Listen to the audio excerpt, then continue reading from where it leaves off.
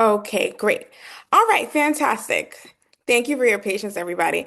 All right, well, thank you so much for being here this evening. I will be talking about metabolic data, what to look for as you are, as a woman on their weight loss journey. So, the topic of this webinar is called You're Not Broken, You're Misinformed, What You're Missing About Fat Loss and Metabolic Data, presented by me, Dr. Janika Benoit. I am the founder of Invessel Health and Wellness.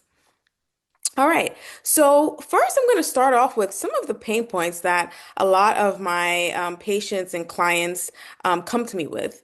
And so typically what's happening is that they're doing everything right, but they feel like their body isn't responding. A lot of the times they're eating less, actually. They're working out more. They're watching the scale, but they tell me that the scale is stuck. And they're probably wondering, is something wrong with me? Is usually the thought that goes through their mind, is something wrong with me? Why can't I just lose weight right now in this season of my life right now? And a lot of the women that I work with, they're high achieving, high performing women. And smart, disciplined women should not feel this confused about their health and their body. But what if the problem isn't your discipline, but the actual data that you're measuring? Now, I'm going to start off with a case study. Now, I had a patient, she was an attorney. She came to me because she wanted to lose weight. When I asked her why, she told me that she did not feel comfortable in her body anymore, and she was still the same weight despite meal prepping, doing her HIIT classes, and minimizing carbs.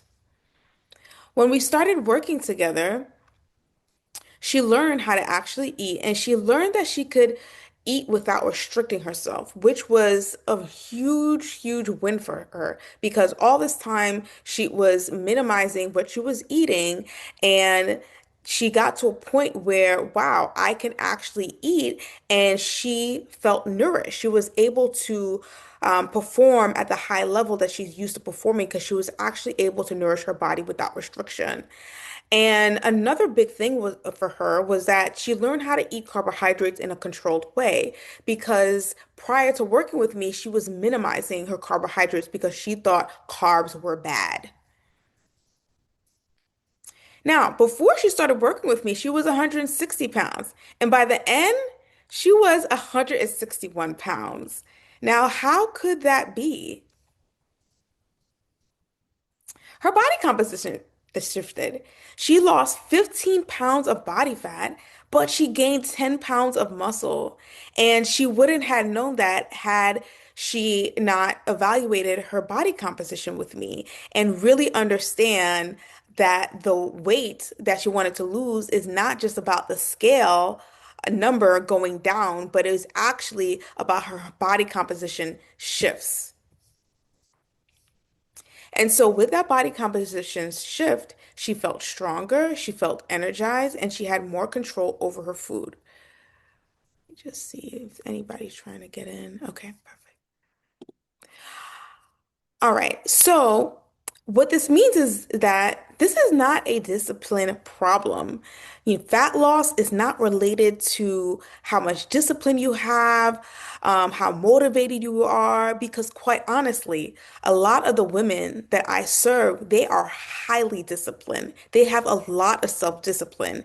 And this is the reason why it becomes so frustrating for them where they're not able to lose the fat that they want. But what is actually happening is that there is a data problem. So, just a little bit about me. So my name is Dr. Janika Benoit. I'm also known as Dr. J. I'm a double certified, dual board certified internal medicine and sports medicine physician, and I actually struggle with obesity as a child. So this is me as a child. And a lot of the women that I serve, I'm very much like them. So I'm also high achieving, high performing. And by the time I was about 12, 13, the fact that I was obese really started frustrating me, and I had to do something about it.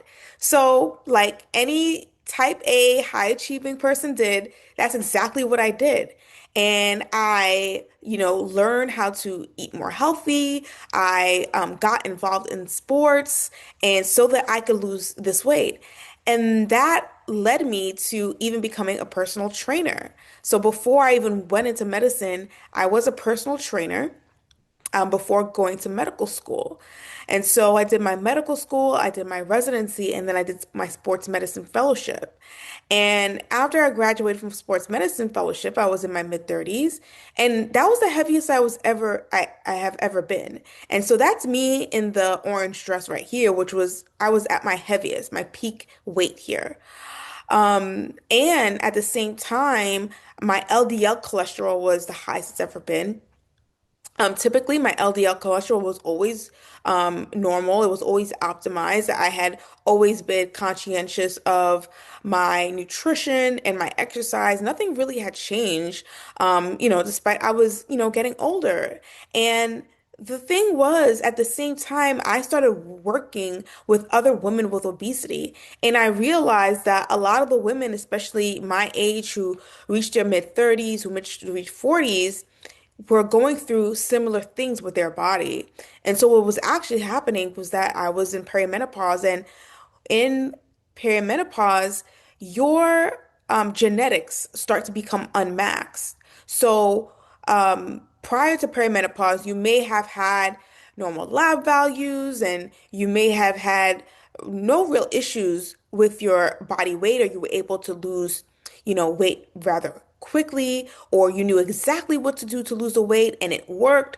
But in perimenopause, things start to change. Your body composition starts to change because there are fluctuations in hormones such as estrogen, progesterone, and even testosterone that are occurring. And then with that, that leads to body composition shifts because what is happening is that estrogen is declining and fatty tissue actually produces estrogen. And so your body starts to compensate by putting on body fat. And as you are putting on fat, you're also losing muscle mass because estrogen is declining, and estrogen is important for muscle mass. And that makes it much more difficult to lose body fat. And so with that, with the changes in my body, I had to realize that the things that work for me, in my 20s and early 30s were not going to work for me the same way. So I had to do something different. And so that led me to go deeper because I also wanted to help other women, because this is something that I heard a lot of women talk about, how their body was changing. And honestly, in women, we weren't taught a lot about women's health during residency training. And so I had to also invest more education in myself and learning about women's health and learning about all the changes that occur with it during perimenopause and menopause.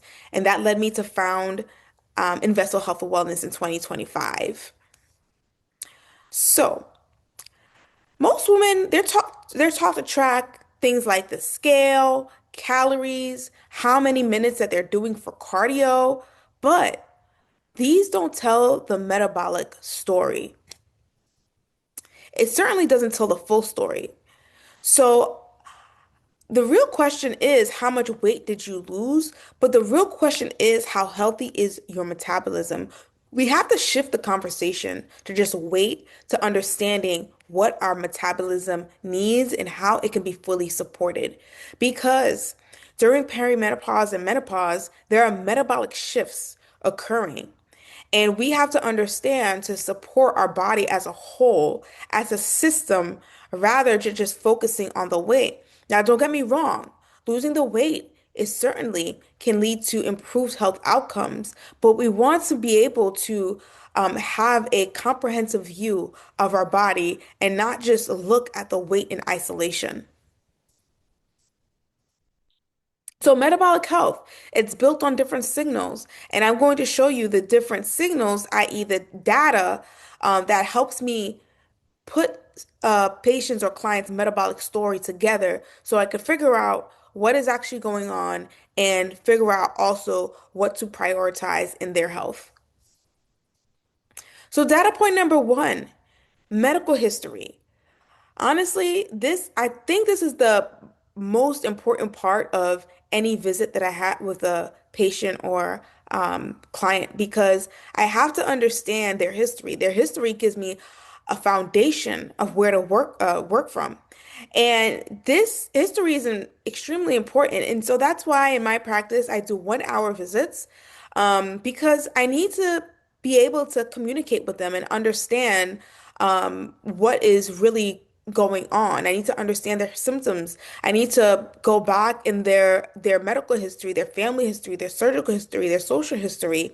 I need to understand how they respond to stress. That is extremely, extremely important. A lot of the times, the way that we respond to stress wreaks havoc on our metabolic health. And so it's important to understand how someone responds to stress and what they do to cope with it, right? Because everybody has different coping mechanisms, and I need to understand what they're actually doing because that could be wreaking more havoc on their metabolic health. Sleep is usually undermined. Sometimes it's just like, yeah, like especially with my with the women that I serve, they're very high performing, high achieving. And sometimes when they're faced with deadlines or they just have a lot of their plate, it could be easy to minimize the quality and quantity of sleep that they need and not having quality and enough quantity sleep can certainly impact one's metabolic health. Medications can impact your metabolic health as well. I talk about allergies, nutrition, physical activity, even eating disorder. Understanding if there were any eating disorders in the past is important. A lot of these can be a lot of eating disorders can be traced back to mental health as well. So that's important of the medical history taking. And then I also do a perimenopause screening scale to objectify if someone is indeed in perimenopause, and not only that, to stratify them to see how severe their symptoms are. Because we know that with more severe symptoms, the more impact on one's quality of life they're going to have. And so I want to make sure that I understand that so we can best improve one's quality of life. Data point number two, a nutrition audit. Usually, when I speak to patients and clients, I do a nutrition audit. Because food shouldn't just should fuel your metabolism, not just reduce your calories. And this nutrition audit happens over a course of 7 days. And the things that I look at calories, I look at total fat, total carbohydrates, dietary fiber, sugar, and protein.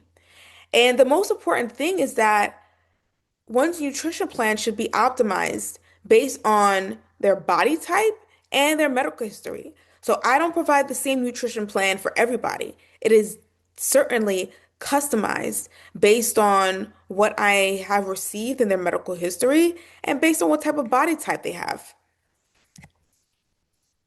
Data point number three, the laboratory data. So these are just some of the labs that I look at.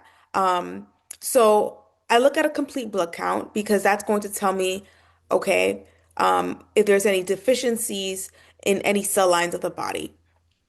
I look at a comprehensive metabolic panel. That's going to tell me about their electrolytes, their liver function, and kidney function. We know that impaired metabolic health, it can cause liver disease. It's called metabolic associated steatohepatitis, liver disease. And that is by infiltration of fat in the liver, which leads to inflammation. And so it's important to get a good assessment of their liver function.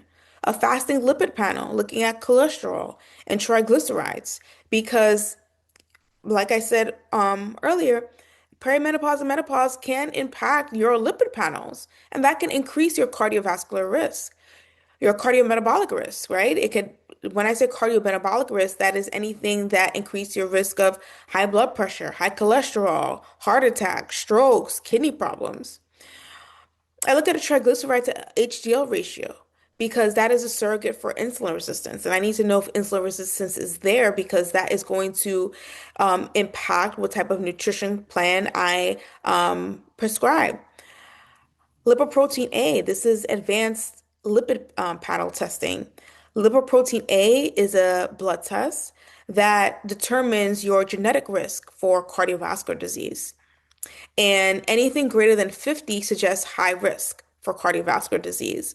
Between 30 to 50 is intermediate risk, and anything less than 30 is low risk. And typically, you should have this checked at least once in your lifetime.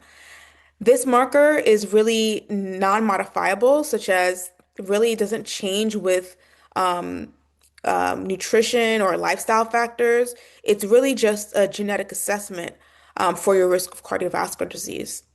Now, contrast that to apolipoprotein B, that is modifiable. And I typically check this, especially if someone has a family or personal history of a heart attack or stroke.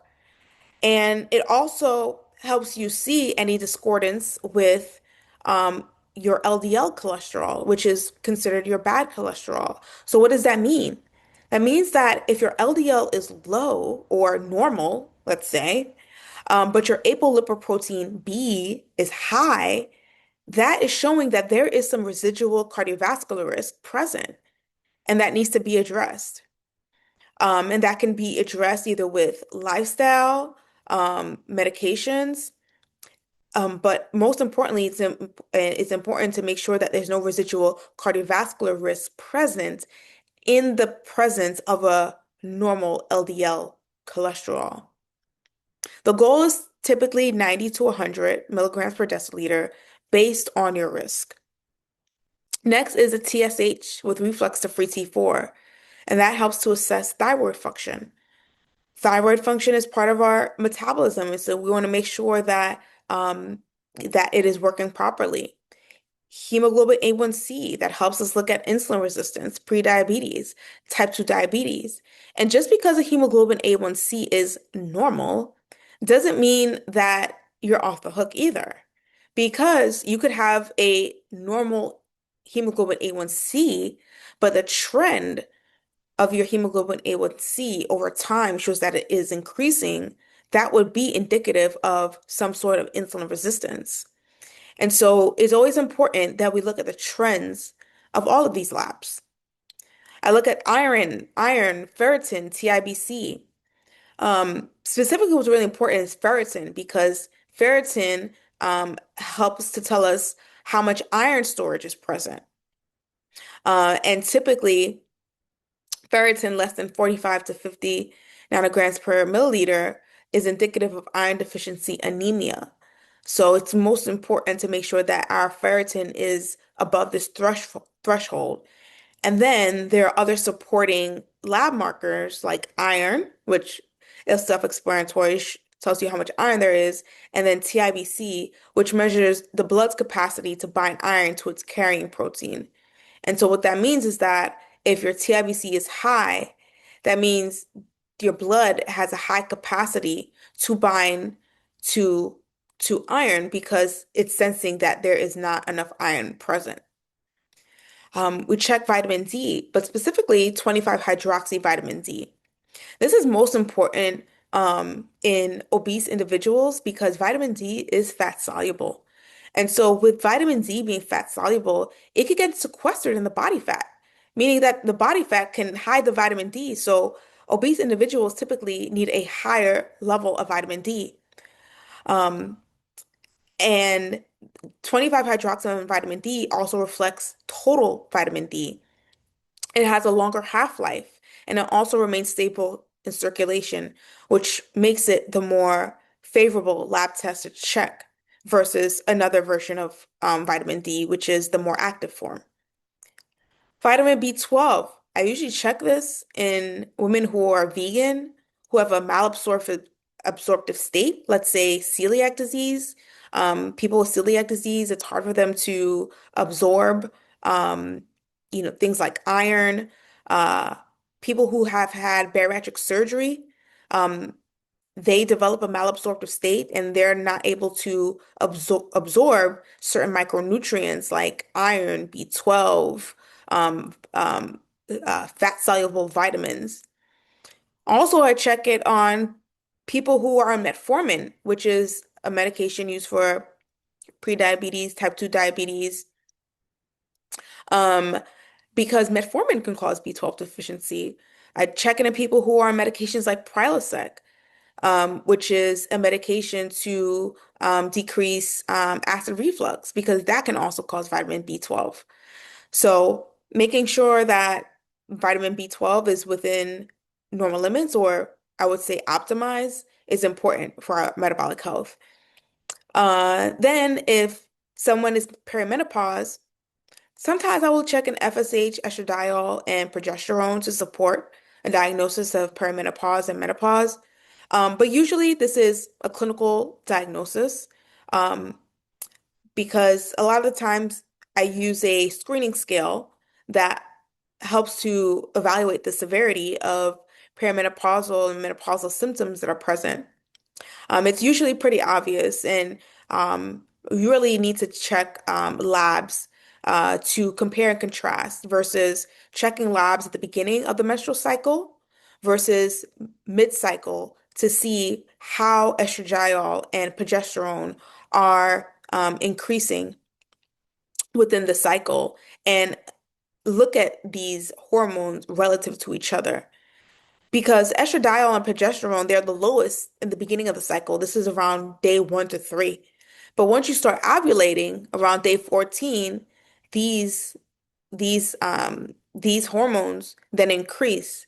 And so it's helpful when you can take the hormone level or measure the hormone level in the beginning of cycle versus mid-cycle, because you want to be able to look at the relative increase between these two phases of the cycle. Now, fourth data point is body composition. And so the things that I look at, oh, hold on, my light came off. All right. All right. So fourth thing is body composition. And let me just make sure there's nobody coming in. Okay, perfect. All right. I look at, so three things that I look at the most. I look at body fat mass, I look at skeletal muscle mass, and I look at visceral fat, which is the fat around the organs. And I look at the body fat mass and skeletal mass in relation to each other, because the optimal relationship is to have more muscle mass than you have body fat mass. So that is what I typically look for. So if someone has, let's say 60 pounds of skeletal muscle mass, but they have 80 pounds of body fat, then my goal is to shift that ratio where they have less than 60 pounds of body fat while preserving their muscle mass. For muscle, I also make sure that muscle is at least 30% of someone's body weight. So typically, if a woman has um, muscle mass that is 30% of her body weight, I would say that she's in a great position for adequate muscle mass.